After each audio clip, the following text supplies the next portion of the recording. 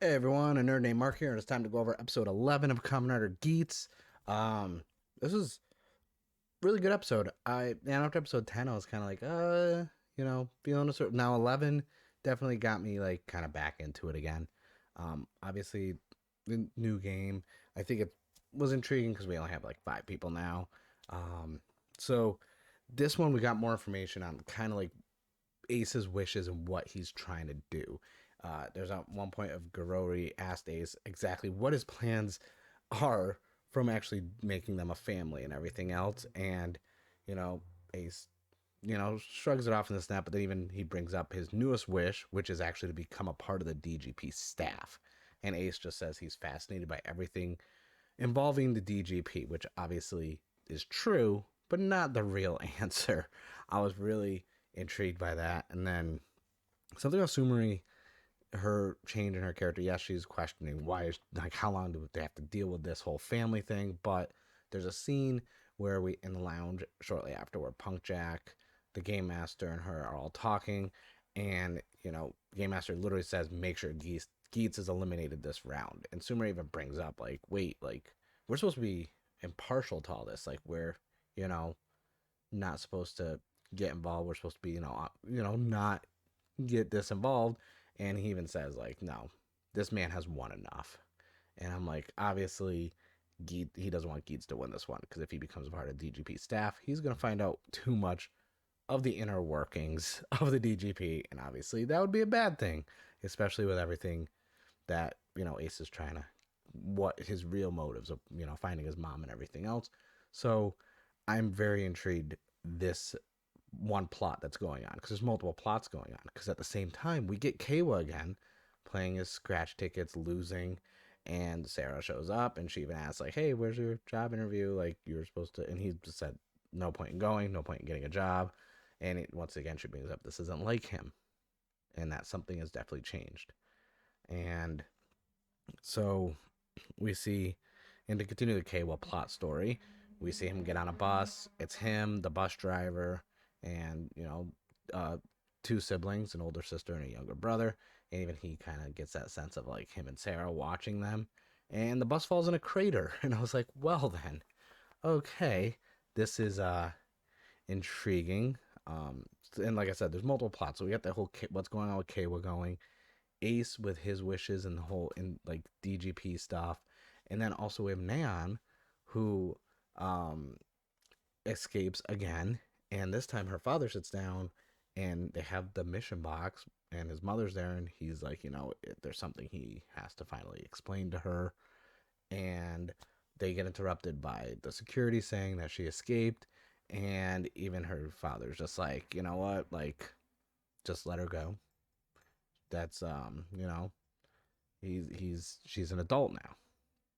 So uh we're now getting this hint that like her father has something, because he is the head of like this big corporation, this conglomerate. So obviously there's something going on with the ties in the DGP. And then we see Ace and Nan meet up to talk. Um, they talk about his mom. She even asks, why didn't you put to see your mom on the desire card? And he even says he did, but it didn't work. And we see a flash of him writing the wish, and right when he's done writing it, the letters get all jumbled and it erases off the card. And so I was like, okay, like where there are some things you can't wish for. So I'm like, all these little subtle things, these moving parts, these little plot points that are going around, and I really enjoy it. I'm hoping we get some more stuff with Buffa, like, or Azuma. I really hope we get another plot starting with him and everything, because that's also something intriguing. He hasn't really had that much screen time to get his character moving forward more. And sorry about my voice, by the way. I'm sick, so I'm trying, like, it kind of hurts to talk. um, so the next round has started. And it's funny because they're in the little floating platform, and when they go to teleport to there, they all fall, and they all fall through the crater where Kayla's bus actually fell through. And Sumeri brings up this is an alternate dimension that the Jamato have created, and out come the people from the bus, and obviously Ace and Neon, and everyone, they recognize Kawa, and He just recognizes them as famous people because obviously he has no memory of everything going on. And you notice that there's like this vine plant organic collar on all their necks. And we find out that this is a maze escape game. And each one of the DGP riders have to team up with one of the civilians and escape. Um, Oddly enough, Kayla and the old man get teamed up, and then we have Punk Jack and Sumeri. So I'm like, yeah, we're gonna get some information more of this like whole what's going on with the DGP, like inner workings, because I feel like she's, as much as he complains about Ace, she doesn't want to go against the rules and she wants to make everything fair. And Punk Jack, obviously being who he is, she's probably trying to keep an eye on him. I thought it was really funny that the Jamato this time are dressed up as maids and butlers. I found that really intriguing. And the most shocking part of this whole entire episode was two Jamatos came out with Desire drivers with little Jamato ID cores, and they henchioned into Jamato riders, and everyone is shocked. Punk Jack is like, "What? What the hell's this?" And he goes up and he gets us knocked on his ass real quick. And we notice as the Jamato riders get closer to the civilians, the collars around their necks tighten up and start to choke them, which I was like, okay, this could be used to their advantage in a maze because now you could tell when they're close, but at the same time, you can get choked out. um, and so Ace ends up taking the Beats buckle with the boost and doing a crazy duel on with the revolve. I thought that was cool looking. He ends up taking out all the Jamato and the Jamato riders, but the riders can revive themselves. So I was like, well, this is going to be intriguing. And everyone goes into the mansion after seeing this door that needs a combination and is voice activated to escape. Now they're in the mansion, and like I'm like, okay, there's a puzzle and a mansion. I'm getting Resident Evil vibes off this real quick. So I'm like, hey, I'm all for this right now. Keep this going. Um, we also get a scene where the game master actually calls them on their little spider phone, and he says that this is new, but the Jamato are constantly evolving, and there's an emergency protocol. So he's sending them some loot to help them. And we see 4 mission boxes drop through the crater and this and that, and basically the Jamato picked them up. So I was like, oh, the Jamato have them. I'm like, well, if there's buckles in there, we have 2 Jamato riders. Like, are they gonna use the buckles? Um, which, and after seeing all this, and then the after he does all this, the game master sits in the lounge, takes off his mask, and he says, he starts to question why these uncoded events are happening, and I'm like, what does he mean by uncoded events? Because now I'm like, there's more to this DGP. There's more than just this alien invasion. There's something going on. And then he picks up a phone and calls someone. And we go to a greenhouse, and the phone's just ringing, and we see this this man just going through this plant area of a greenhouse, like a nursery, and he's growing Jamato. And he's saying, you're gonna grow up big and strong. And it's like a little infant Jamato on a vine hanging from a ceiling full of other infant-sized Jamato. And then on the floor we see a bag of cracked ID cores. So I'm just like, hmm. I'm like, okay, so something. I feel like there's a tie between the people who are getting eliminated and the Jamato.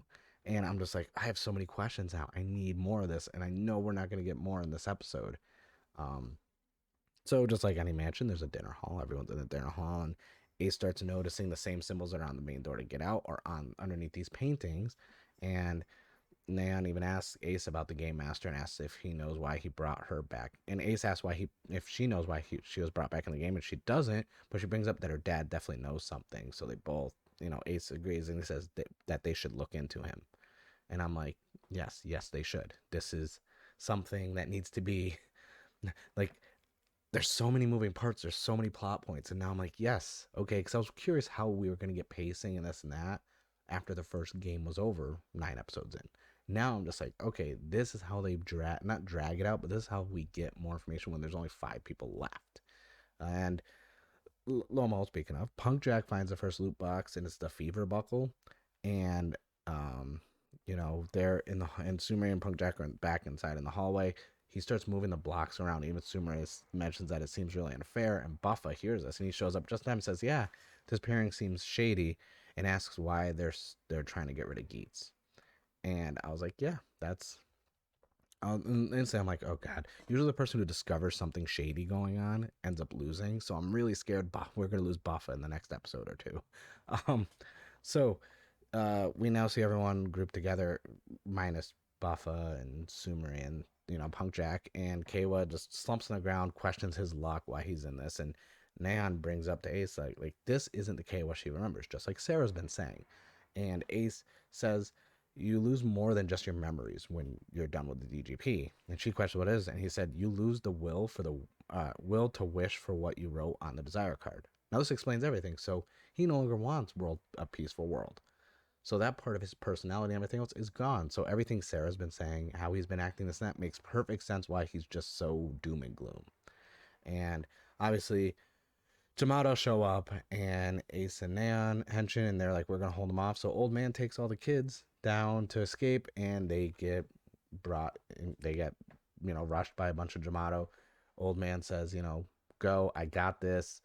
Henshins, and it doesn't work on his favor. Okay, he's getting his shit rocked. Honestly, he's just getting stomped, thrown around, uh, and Nago and Geats show up to make the save, and Ace knocks down one of the Jamato, recovers loop mission box, and gets the same one, the fever buckle.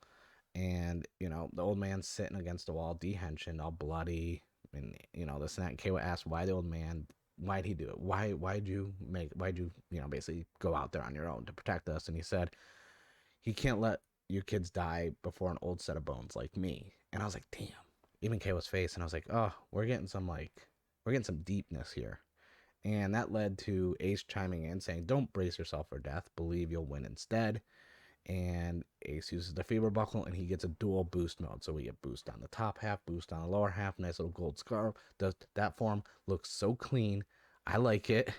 And we get this crazy, sequence of him just taking out all of Jamato, and, some nice, nice camera work panning up and over and around, and then the motorcycle shows up and he starts riding around and doing donuts and taking all the Jamato out. We even get a cool freeze frame on a rider kick, which I am 100% for a freeze frame with a pan around. Okay, I like that sequence. They did it in Revice, they did it before in Geats. I like it a lot. And then for his finish, he actually swings and uses the motorcycle as a weapon and takes out the Jamato. And I thought that was really cool. And as everyone's leaving, another like a butler dressed Jamato walks up, picks up the driver, and henshins. And then that's literally the episode. And then we get a new DGP rule, and it says those who are eliminated shall lose the will to make the wish. And I was like, all right, I'm sold. This was a good episode. All the moving parts, all the plot points we're getting, whether it's Neon's father now and how he's tied to the DGP. Who's this guy growing Jamato in a greenhouse? Because I thought they were aliens. And then, Kawa now learning that he lost his desire for a peaceful world, so this has changed his personality. And then Buffa finding out Punk Jack. Like, there's so many moving parts. I'm like, this is good. I like this. This is a good balance. This is how you balance multiple characters. Now, it's been over a year since Saber ended. I did my 1 year Saber review. I'm about to watch this Sabella and Darendal special. And outside of Trail of Deep Sin and everything else, like, this Geats are showing how you balance multiple riders, how you balance multiple characters, which I will say Saber did not do well. And like I said, Saber always had the asterisk that, given the state of the world, their filming regulations, everything else, they did what they could. They gave us a show, and the show was not horrible. I actually enjoy Saber, but Geats is showing us this is how you balance a lot of characters, multiple storylines, plots. This is how you balance it. Like, we're 11 episodes in, and like I said, I feel like I've been watching the show for like 6 months now. But let me know in the comments below what you thought of episode 11 of Kamen Rider Geats. What do you think is going to happen? We're keeping Kawa around. I feel like he's coming back into the DGP. I feel like that's going to happen. My theory is Neon says something to her father to get Kawa back into the DGP. That's my thought. That's what I think. I also think Sarah's going to be in the DGP at some point too. But other than that, I don't know what's going to happen. I'm just enjoying the show every week. I got some other content coming up soon, so make sure you hit that subscribe button and like this video. Like I said, comment what you think's going on. And I thank you guys for watching, and I will see you guys in the next video.